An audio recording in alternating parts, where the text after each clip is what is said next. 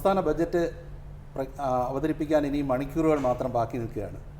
Kaumudi T വിക്ക് വേണ്ടി കേരളത്തിൻ്റെ പ്രിയങ്കരനായ ധനകാര്യമന്ത്രി ഡോക്ടർ ടി.എം. തോമസ് ഐസക് സംസാരിക്കാൻ സമയം കണ്ടെത്തി. സ്വാഗതം ശ്രീ തോമസ് ഐസക്. കേരളത്തിൻ്റെ ഈ വർഷത്തെ ബജറ്റിൽ എന്തിനായിരിക്കും കൂടുതൽ ഊന്നൽ നൽകുക? എന്തായിരിക്കും ഫോക്കസ്? ഈ ബഡ്ജറ്റ് തയ്യാറാക്കാൻ തുടങ്ങിയപ്പോഴും വലിയ ആശങ്കയായിരുന്നു. ഒന്ന്, പണമില്ലേ, നികുതി വരുമാനം പ്രതീക്ഷിക്കുന്ന പോലെ കൂടുന്നില്ല. അതേസമയത്ത് വലിയ ചെലവുകൾ ഈ അടുത്ത വർഷമാണ് ശമ്പള കുടിശ്ശിക കൊടുക്കേണ്ടത്, പെൻഷൻ കുടിശ്ശിക കൊടുക്കേണ്ടത്. അപ്പോൾ എങ്ങനെയാണ് ഒരു ബഡ്ജറ്റ് ഇങ്ങനെ ഒരു സാമ്പത്തിക സമ്മർദ്ദത്തിൽ രൂപം നൽകുക? ജനങ്ങൾ പലതും പ്രതീക്ഷിക്കുന്നുണ്ടല്ലോ, അതനുസരിച്ച് എന്ത് ചെയ്യാൻ പറ്റും എന്നതിനെക്കുറിച്ച് ആശങ്കയുണ്ടായിരുന്നു. ഇന്നിപ്പോൾ ആ ആശങ്കയില്ല. ഈ ബഡ്ജറ്റിൽ സർക്കാരിൻ്റെ എല്ലാ പരിപാടികൾക്കും സന്തുലിതമായിട്ടുള്ള ഒരു പിന്തുണ നൽകുന്നുണ്ട്. പക്ഷേ ഏറ്റവും പ്രകടമായിട്ടുള്ള മുഴച്ചു നിൽക്കുന്ന ഒന്ന് നിക്ഷേപം തന്നെയായിരിക്കും. കേരളത്തിലെ റോഡുകൾ, വൻകിട പ്രൊജക്റ്റുകൾ തുടങ്ങിയ കാര്യങ്ങളിൽ. രണ്ട്, സാമൂഹ്യ സുരക്ഷ, അതിൽ സ്ത്രീ സുരക്ഷ. ഈ ബഡ്ജറ്റിൻ്റെ പ്രത്യേകത ആദ്യമായിട്ട് ജെൻഡർ ബഡ്ജറ്റ് കൂടി അവതരിപ്പിക്കുന്നു എന്നുള്ളതാണ്. ജെൻഡർ ബഡ്ജറ്റ് എന്ന് പറഞ്ഞാൽ നമ്മുടെ ഇപ്പോൾ ഒരു ബഡ്ജറ്റിനുള്ളിൽ ഒരു 1000 സ്കീമുകളുണ്ടാവും സർക്കാരിൻ്റെ. അതിലേതൊക്കെ സ്കീമാണ് സ്ത്രീകൾക്ക് മാത്രം ഗുണഭോക്താക്കളായിട്ടുള്ളത്? മറ്റ് സ്കീമുകളിൽ സ്ത്രീകൾക്ക് വേണ്ടിയുള്ള കമ്പോണൻസ് മാറ്റിയാൽ അത് എത്രത്തോളം വരും? അപ്പോൾ അത്തരത്തിലുള്ള ലിസ്റ്റിംഗ് ഉണ്ടെങ്കിൽ അടുത്ത വർഷം ഇതിനേക്കാൾ നന്നാക്കണം എന്നൊരു തോന്നൽ വരും. ഇത് മാത്രമല്ല, ഈ നമ്മുടെ വനിതാ പ്രവർത്തകർക്കൊക്കെ ഇതൊക്കെയാണ് സ്ത്രീകളുമായി ബന്ധപ്പെട്ട സ്കീം, ഇതൊക്കെ എത്രമാത്രം നടപ്പാക്കുന്ന സർക്കാർ എന്ന് പരിശോധിക്കാൻ ഒരു രേഖയായി, അത് വേർതിരിച്ചറിയാൻ പറ്റും. വേർതിരിച്ച് പ്രത്യേക രേഖയാക്കി. ഒപ്പം സ്ത്രീ സുരക്ഷയ്ക്കും പ്രാധാന്യം. അത് അച്ചടിച്ച് പ്രത്യേക രേഖയാക്കി ആദ്യമായിട്ട് നൽകാൻ പോവുകയാണ്. കഴിഞ്ഞ സർക്കാരിൻ്റെ കാലത്തും ഇത്തരത്തിലുള്ള അവലോകന റിപ്പോർട്ടുകൾ തയ്യാറാക്കുമായിരുന്നു, പക്ഷെ വിതരണം ചെയ്യാറില്ല. പക്ഷേ ഇത്തവണ അങ്ങനെയല്ല, കൃത്യമായിട്ട് ഒരു രേഖ തയ്യാറാക്കി ഇത് ക്ഷേമ പദ്ധതികൾക്ക് ഊന്നൽ നൽകുന്ന ബജറ്റായിരിക്കും. ക്ഷേമ പദ്ധതികൾ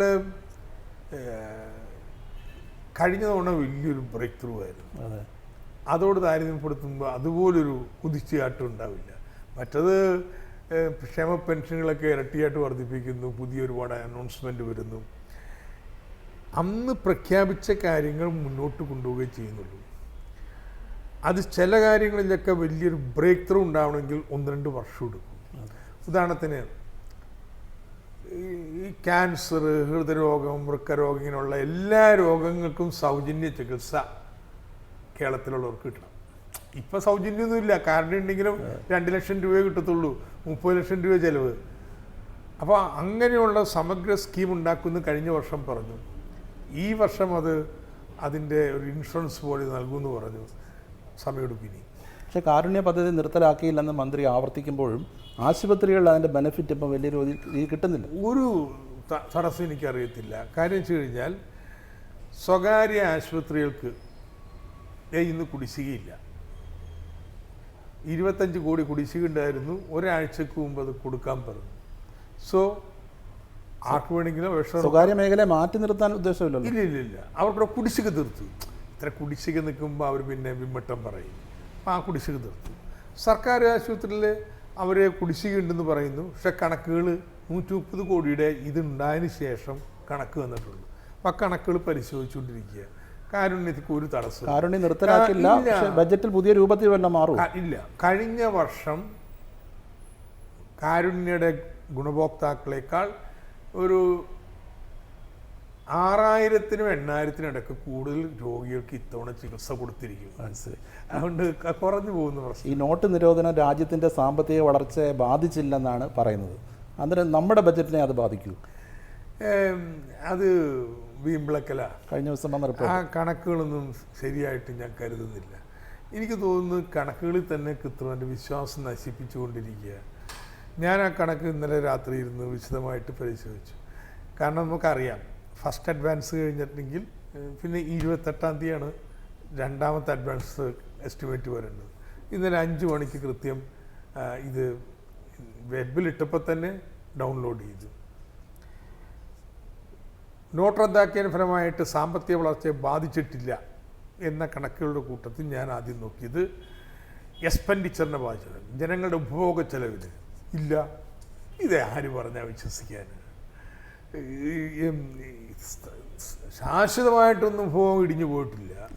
പക്ഷേ ഈ 2-3 ദിവസക്കാലം ഉപഭോഗം കുത്തനെ ഇടിഞ്ഞു എന്ന് ആർക്കും അറിഞ്ഞുകൂടാത്തത്? ഈ നോട്ട് നിരോധനത്തിൻ്റെ ഞെരുക്കം നമ്മുടെ ബഡ്ജറ്റിനെ ബാധിക്കും. ബാധിക്കും. കാരണം വെച്ച് കഴിഞ്ഞാൽ കഴിഞ്ഞ വർഷം നമ്മൾ 20% നികുതി വരുമാനം കൂടുന്നു കരുതി, ഇപ്പോൾ 10% ഉള്ളൂ, നേർപകുതി. അപ്പോൾ ഭയങ്കര വലിയൊരു കമ്മിയായിട്ട് ആരംഭിക്കുന്നത്. ഈ തവണത്തെ ബാലൻസ് എന്ന് പറയുന്നത് തുച്ഛമായിരിക്കും അടുത്ത വർഷത്തേക്ക് കൊണ്ടുപോകാനായിട്ട്. അപ്പോൾ അതൊരു വലിയ സാമ്പത്തിക ഞെരുക്കം ഉണ്ടാക്കുന്നുണ്ട്. GSTയിലാണോ പ്രതീക്ഷ അർപ്പിക്കുന്നത്? അതെ, ഈ വരുമാനം വർദ്ധിച്ചേ പറ്റൂ. ഇനിയിപ്പോൾ വരുമാന വർധനവിന് ഞാൻ ആശ്രയം കാണുന്നത് GST ആണ്. GST നന്നായിട്ട് നടപ്പാക്കി വരുമാനം. GST കേരളത്തിന് വലിയ രീതിയിൽ ഗുണം ചെയ്യുമെന്നാണ് പ്രതീക്ഷ. എനിക്ക് ഉറപ്പാണ് വലിയ രീതിയിൽ ഗുണം ചെയ്യുന്നു. കാരണം വെച്ച് കഴിഞ്ഞാൽ ഇപ്പോൾ മറ്റ് സംസ്ഥാനങ്ങളിൽ നിന്ന് ഇവിടെ വരുന്ന നികുതി ആ സംസ്ഥാനങ്ങളിൽ കൊടുത്ത നികുതി നമുക്ക് കിട്ടൂല. പക്ഷേ ഇനിമേൽ അങ്ങനെയല്ല, അവിടെ കൊടുത്ത നികുതി നമുക്ക് ഇവിടെ കിട്ടും. അന്തർ സംസ്ഥാന വ്യാപാരത്തിന് കേന്ദ്ര സർക്കാരിലേക്കാണ് നികുതി കൊടുക്കേണ്ടത്, കേന്ദ്രം ആ നികുതി നമുക്ക് തരും. ഇങ്ങോട്ടാണ് ആ ചരക്ക് വരുന്നതെങ്കിൽ അത് മനുഷ്യനിന്ന് കണക്കൂട്ടിയെടുക്കാനൊന്നും പറ്റത്തില്ല. ഒരു മാസം 400 കോടി ഇടപാടുകളൊക്കെയാണ് കണക്കി വരുന്നത്. അപ്പോൾ ഈ ഓരോ ഇടപാടും എവിടെ നിന്ന് തുടങ്ങി, എങ്ങോട്ട് പോയി, അങ്ങനെ പോയി, ഇതൊക്കെ മുഴുവൻ കണക്ക് കൂട്ടുന്ന എവിടൻ കമ്പ്യൂട്ടർ വേണം. ഗുഡ്ഗാവിലെ ആണ് എൻ്റെ കമ്പ്യൂട്ടർ സമ്പ്രദായം ഉള്ളത്. 500 കോടി രൂപയാണ് ഒരു മാസം, ഒരു വർഷം ചിലവ്. ഈ കേരളത്തിലെ തൊഴിലില്ലാത്ത ചെറുപ്പക്കാർക്ക് എന്ത് പ്രതീക്ഷയാണ് ഈ ബഡ്ജറ്റിൽ അർപ്പിക്കാൻ പറ്റുന്നത്? തൊഴിലില്ലാത്തൊരു 2 വിധത്തിലുണ്ട്. ഒന്ന്, നമ്മുടെ പരമ്പരാഗത മേഖലകളിലൊക്കെ തൊഴിൽ കുറഞ്ഞിരിക്കുന്നു. അത് വലിയ വ്യത്യാസം ഉണ്ടാക്കും. തൊഴിലുറപ്പായാലും പരമ്പരാഗതമായ തൊഴിലായെങ്കിലും തൊഴിൽ കൂടും. പരമ്പരാഗത മേഖലയ്ക്ക് വേണ്ടി ഏറെ വാദിച്ചിട്ടുള്ള ഒരാൾ കൂടി അവിടെ യാതൊരു സംശയമില്ല, തൊഴിലവസരങ്ങൾ വർദ്ധിക്കാനുള്ള വലിയ പരിപാടിയുണ്ട്. മറ്റ് നമ്മുടെ ചെറുപ്പക്കാർക്ക് 2 മേഖലകളാണ് മുഖ്യമായിട്ട് വരുന്നത്. ഒന്ന് IT. ഇപ്പോഴും നമ്മുടെ IT എക്സ്പാൻഷൻ മുന്നോട്ട് പോകുന്നുണ്ട്. വലിയ പുതിയ പാർക്കുകൾ നിലവിൽ വരാൻ പോകുന്നുണ്ട്. സ്റ്റാർട്ടപ്പ് സംരംഭങ്ങൾക്ക് വലിയ പിന്തുണ സർക്കാർ കൊടുക്കാൻ പോവുകയാണ്. രണ്ടാമത്തേത് ടൂറിസമാണ്. അതിന് ഇപ്പോൾ തിരിച്ചടിയുണ്ട്. ഈ മദ്യം ലഭ്യമല്ല എന്നുള്ളതിന് പ്രതികൂലമായി ബാധിച്ചിട്ടുണ്ട്. എക്സൈസ് പോളിസി വരാൻ പോകുന്നുള്ളൂ. പക്ഷേ എന്ത് വന്നാലും ടൂറിസത്തെ പ്രതികൂലമായി ബാധിക്കുന്ന രീതിയിൽ മദ്യ നിയന്ത്രണം പാടില്ല എന്നാണ് അങ്ങയുടെ അഭിപ്രായം. നാട്ടിൽ ജനങ്ങൾക്ക് ആസക്തി വർദ്ധിപ്പിക്കാൻ പാടില്ല. അതെങ്ങനെ പൊരുത്തപ്പെടുത്തി കൊണ്ടുപോകാൻ പറ്റും എന്നതിനെക്കുറിച്ച് കൂട്ടായിട്ട് ആലോചിക്കണം. അങ്ങനെ ഒരു പ്രശ്നമില്ല, ടൂറിസം എന്ത് പണിയെ സംഭവിച്ചോട്ടെ, ആ രീതിയിലായിരിക്കും പുതിയ എക്സൈസ് പോളിസി വരാൻ സാധ്യത. അത് എനിക്കറിഞ്ഞൂടാ. അത് എക്സൈസ് വകുപ്പും ഇടതുപക്ഷ ജനാധിപത്യ മുന്നണിയും തീരുമാനിക്കേണ്ടെന്ന്. സ്ഥാന ധനമന്ത്രി തന്നെ ഞാൻ പറയേണ്ടത്, എൻ്റെ നികുതി കുറഞ്ഞു പോകും, അതുകൊണ്ട് കൂടെ കള്ളു കുടിക്കട്ടെ, ഇല്ല, അത് പറയുന്നില്ല. ഇനി അതിൻ്റെ ഫലമായിട്ട് എനിക്ക് നികുതി തരാൻ വേണ്ടി ആരും കള്ളു കുടിക്കണ്ട. പക്ഷേ ഈ നാട്ടിൽ വിദേശത്ത് നിന്ന് വരുന്നവർ അവർ ഹോട്ടലിൽ വന്നു കഴിഞ്ഞാൽ കോൺഫറൻസ് നടത്തും. ഈവനിങ് ഇതിൻ്റെയൊക്കെ ആചാരത്തിൻ്റെ വിചാരത്തിൻ്റെ ഭാഗമാണ്. അപ്പോൾ അതിവിടെ സാധ്യമെന്ന് പറഞ്ഞാൽ നേരെ ശ്രീലങ്കയിൽ പോകത്തുള്ളൂ. അപ്പോൾ അതേസമയത്ത് നമ്മളിവിടെ എല്ലാം മുട്ടിന് ടൂറിസം എന്ന് പറഞ്ഞ് ബാറ് തുറന്ന് ഇവിടുത്തെ ജനങ്ങളെ കൂടുതൽ മദ്യാസക്തരാക്കി മാറ്റുന്ന നിലപാടും പാടില്ല. അപ്പോൾ എങ്ങനെ നിയന്ത്രിതമായിട്ട് ടൂറിസത്തിന് ഹാനികരമല്ലാത്ത രീതിയിൽ നമുക്കിത് മുന്നോട്ട് കൊണ്ടുപോകാം എന്നതിനെക്കുറിച്ച് ആലോചിക്കണം. ഈ പെൻഷൻ പ്രായം വർദ്ധിക്കുമെന്ന് പ്രതീക്ഷിച്ചിരിക്കുന്ന ജീവനക്കാരോട് എന്താ പറയുക? വർദ്ധിപ്പിക്കത്തില്ല. ഇല്ല. ഇല്ല. ദീർഘകാലത്ത് നിശ്ചയമായിട്ടും മാറ്റങ്ങൾ വരും. ഇന്നിപ്പോൾ യുവജനങ്ങളെ സംബന്ധിച്ചിടത്തോളം തൊഴിൽ കാത്തിരിക്കുകയാണ്. അപ്പോൾ തൊഴിലൊക്കെ ഈ IT വ്യവസായങ്ങളൊക്കെ വരട്ടെ എന്ന്, നമ്മുടെ ഇലക്ട്രോണിക് ഹാർഡ്വെയർ വ്യവസായം വരട്ടെ, ടൂറിസം അഭിവൃദ്ധിപ്പെടട്ടെ. അങ്ങനെ തൊഴിലവസരങ്ങൾ പറയുമ്പോൾ ഞങ്ങൾ 4 ലക്ഷം തൊഴിൽ, 5 ലക്ഷം തൊഴിൽ ആക്കിയിട്ട് കൃത്യം എണ്ണി പറയാം. അതിൻ്റെ അടിസ്ഥാനത്തിൽ ഇനി നമുക്കൊന്ന് പെൻഷൻ പ്രായം കൂട്ടുന്നതിനെ കുറിച്ച് ആലോചിക്കാം എന്ന് അന്ന് പറയാം. ഇന്നിപ്പോൾ അത് കർഷക തൊഴിലാളികളോട് എന്താ പറയാനുള്ളത്? കർഷക തൊഴിലാളികളെ സംബന്ധിച്ചിടത്തോളം ഒന്ന് നല്ലൊരു പങ്കാളുകൾ ഇപ്പോൾ ക്ഷേമത്തിൻ്റെ ഗുണഭോക്താക്കൾ, കർഷക തൊഴിലാളിയുടെ എണ്ണം കേരളത്തിൽ കുറഞ്ഞുകൊണ്ടിരിക്കുക, കൂടിക്കൊണ്ടിരിക്കുക. പണ്ട് കർഷക തൊഴിലാളി മാത്രമാണെങ്കിൽ ഇന്ന് എല്ലാത്തരം പണിയെടുക്കുന്നവരും. പണ്ട് അങ്ങനെയായിരുന്നു, കയറ്, കശുവണ്ടി, കൈത്തറി, ബീഡി, ചോട്ട്. ഇപ്പം അങ്ങനെയല്ല. ഇപ്പം കേരളത്തിലുള്ള ഗ്രാമീണ മേഖല തൊഴിലുകാരൊക്കെ എല്ലാവരും എല്ലാ പണിയെടുത്ത് വരുന്നവരാണ്. തൊഴിലുറപ്പിനും പോകും. അപ്പം അതിൽ നിന്ന് അതൊരു വലിയ വ്യത്യാസമാണ് വന്നുകൊണ്ടിരിക്കുന്നത്. കർഷക തൊഴിലാളിയെ സംബന്ധിച്ചോളം കൂടുതൽ തൊഴിൽ ദിനങ്ങൾ ഉണ്ടാകുക എന്നുള്ളതാണ്. KSRTC ജീവനക്കാർക്ക് അവരുടെ പ്രശ്നം തീർക്കാൻ എന്തെങ്കിലും പ്രതീക്ഷ? 2017-18 സാമ്പത്തിക വർഷം എന്ന് പറയുന്നത് KSRTCയുടെ പുനരുദ്ധാരണത്തിൻ്റെ വർഷമായിരിക്കും. അതാണ് ഈ സർക്കാർ KSRTC തൊഴിലാളികൾക്ക് നൽകുന്ന വാഗ്ദാനം. സർക്കാർ അവിടെ പണം മുടക്കും, ഒരു സംശയവും വേണ്ട. ഐസക് മാജിക് ഉണ്ടാവും, ഒരു സംശയം, ക്ലാരിറ്റി ഉണ്ടാവും. KSRTCയിൽ ഈ അടുത്ത് സർവപക്ഷ സർക്കാരിൻ്റെ കാലത്ത് ഒരു 3000-4000 കോടി രൂപ മുതൽമുടക്കിയിരിക്കും. പക്ഷേ സബ്സിഡി ആയിട്ടല്ല കേട്ടോ, അല്ല, അതാ ലാഭകരമാക്കാനുള്ള നിക്ഷേപമായിട്ടാണ്. അതാണ് വ്യത്യാസം.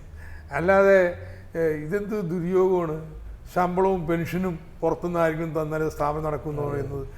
എങ്ങനെ ഒരു സ്ഥാപനം നടത്താൻ പാടില്ല എന്നുള്ളൊരു ഉദാഹരണമാണ് KSRTC. അത് ആകെ പൊളിച്ച് പണിയും. ഞാനിത് മൊത്തം വിലയിരുത്തുമ്പോൾ ഈ വർഷം പ്രവർത്തന ലാഭത്തിലാവും. ഈ 17-18.